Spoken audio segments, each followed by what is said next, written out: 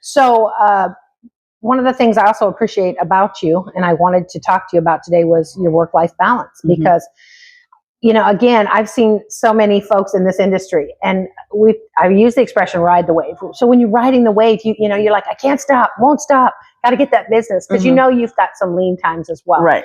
And so, how did you first identify that you needed that balance, and how were you able to develop it? So during the REO days, I was extremely busy. I was very busy. Basically, my work took over my life. I had no life. It was just work, go home, eat, sleep, and then come back into the office. Those are some long 18, 20-hour days. I'm not kidding, because it was just, the business was so demanding. And I got burnt out. And I was feeling like I needed some time for myself. So I basically started putting boundaries with my business and with my agents, saying, you know, after 5 o'clock, I will get back to you the next business day. If it's after 3 o'clock on Friday, I'll get back to you the next business day. My agents know my office hours, and they pretty much respect that. Yeah. And they also know your character when it comes to doing the job. And you mentioned the DISC profile, and that's always good to get, right? So I'm like a mix between a D and an I, but you're a high D. What does that mean? I'm a high D. I'm highly driven.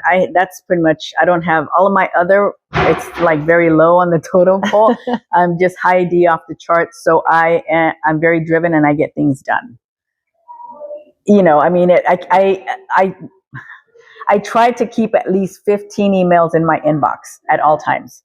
So I make sure everything that I get, I do right away. Okay. Because I don't like, you know, having stuff outstanding. But, you know, it does matter the type of personalities that you're interacting with, right? Yes. And so that's why we appreciate, for example, that some brokerages have in-house TCs, but you can also be very independent as a TC. And that means that they can find the right relationship fit, because people communicate differently, whether it's in person or electronically. Yes, right? Exactly.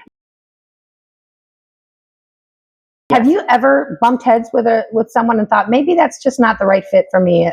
Or how do you navigate that? Yeah, I have. And have you fired anyone? I have fired agents, and I have also, I have a list of agents who I will not work with. Wow. I think can we just say that I think that's important for these TCs to kind of be willing to set up those boundaries if they're going to disturb your peace on a regular basis. Now, it's not just a little miscommunication, right? But you have some, I know that there are some realtors who really have an expectation that their team, whether it's a title rep or TC, are doing all of the sort of paperwork, and they have a responsibility on their own, don't they, to do that? They do.